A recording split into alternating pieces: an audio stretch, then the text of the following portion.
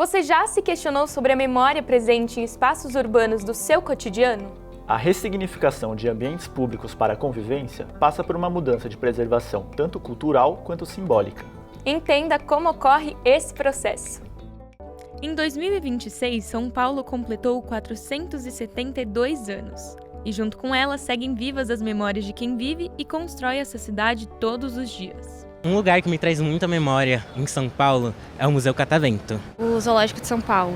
Nossa, eu ia tanto no Play Center. MASP. Fui muitos jogos com meu pai no Pacaembu. Parque do Ibirapuera.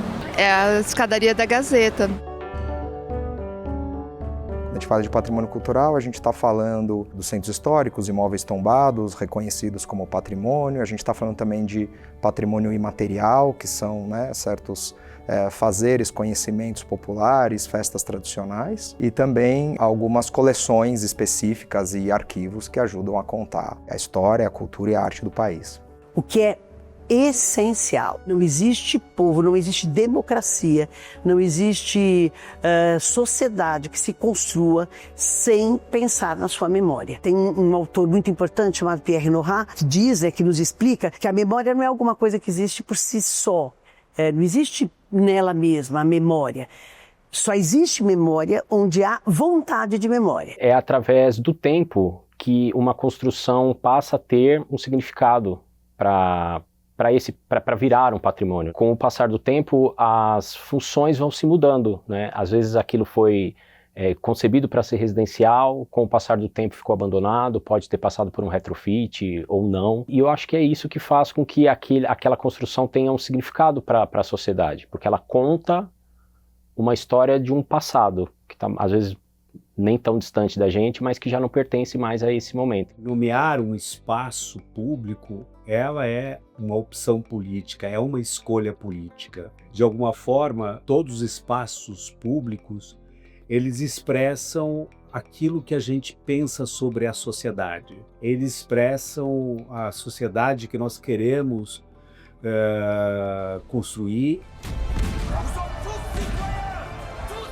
As políticas de preservação do patrimônio, elas começaram a ter mais forma lá mais ou menos no século XIX, com a Revolução Francesa, e isso vai se espalhando pelo mundo dentro inicialmente de uma ideia de que patrimônios são a excelência da arquitetura, a excelência da história da arte, um território, assim, inicialmente uma perspectiva mais europeia disso. No Brasil, a partir da década de 30, com a criação do ISFAM, que hoje é o IFAM, o Instituto de Patrimônio Nacional, foi bastante pioneiro na ideia de que o patrimônio é mais que isso, tradições orais, a gente entra também numa perspectiva bastante antropológica do que pode ser patrimônio. Então havia um medo muito grande da sociedade civil no desmonte da ditadura, que esse patrimônio, esses vários lugares, aqui, o DOI-CODE lá na Rua Tutóia, o presídio Tiradentes, que de fato foi implodido, enfim, né? Que esses espaços fossem demolidos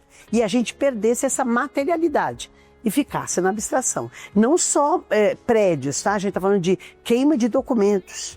A gente está falando de queima de provas, né? Qualquer processo que fosse movido a partir daí, precisaria de uma série de provas para poder existir historicamente, juridicamente, inclusive, né? Esse espaço passa a ser Memorial da Resistência a partir de janeiro. Ele é inaugurado em 25 de janeiro de 2009. Né, e é entregue para São Paulo como um primeiro grande, né, espaço de memória da luta contra a ditadura militar, de memória da resistência, né, à ditadura militar em São Paulo. Tem espaços, por exemplo, que não teriam inicialmente nenhum valor simbólico, né, de memória daquela época, mas você constrói aquele espaço e nomeia aquele espaço para homenagear alguém. Então, por exemplo, nós temos a Praça Vladimir Herzog atrás da Câmara de Vereadores, né? Aquela praça, a rigor, não teria nenhuma importância para o Vlado. O Vlado nunca habitou aquela praça, não frequentava aquela praça, sequer aquela praça devia existir na época que o Vlado estava vivo. O fato é que Vladimir Herzog foi um jornalista muito importante para o Brasil, foi torturado até a morte, ele foi assassinado pela ditadura. Promoveu uma comoção nacional e a sociedade brasileira, especialmente a paulistana, ficou muito revoltada e promoveu o primeiro ato político público de enfrentamento à ditadura. Tem um conceito que eu gosto muito que chama palimpsesto, que é sobre a história dos pergaminhos, que não existia papel, então o que se escrevia era apagado para que se escrevesse de novo por cima. E existe esse conceito de palimpsesto urbano, que na verdade é a questão de que cidades são construídas em cima de cidades, então a gente não vai conseguir preservar tudo. E antes eu ficava muito chateado quando eu vi uma construção que eu tinha fotografado ou falado sobre ela e eu descobria que ela tinha sido demolida. Sempre a primeira pergunta é quem é o proprietário, o que ele imagina? Se ele imagina algo que faz sentido social, a gente pode agregar. Se a ideia é destruir o patrimônio, porque não faz sentido, porque não queria ter aquele imóvel tombado, aí é mais difícil, aí você tem que buscar outras formas.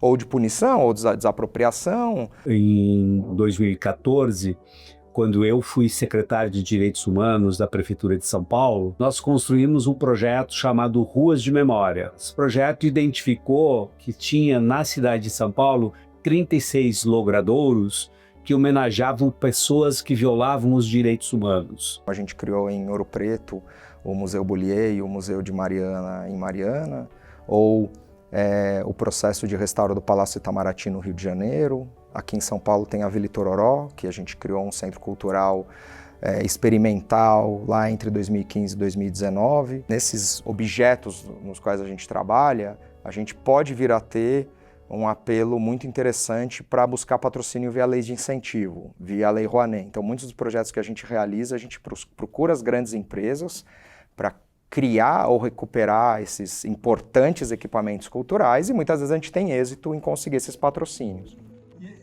Essa aqui deve ser esse aqui sou eu. É você? Não, essa aqui, é você. Esse aqui sou eu, essa aqui é você. O ideal é a gente não precisar restaurar.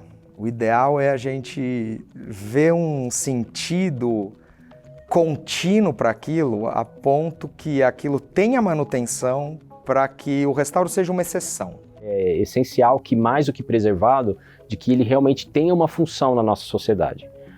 Pode ser muito bonito, mas também se só se restaurar e aquilo não servir para nada, ele vai voltar a ficar no esquecimento. A própria arquitetura do lugar já é um memorial em si. Aquilo que está dentro, e isso é muito interessante, que, por exemplo, isso multiplica a sensibilidade. A moça que você compra café, a moça que está na lojinha, tudo. Os educadores que a gente encontra no corredor, atendendo o público.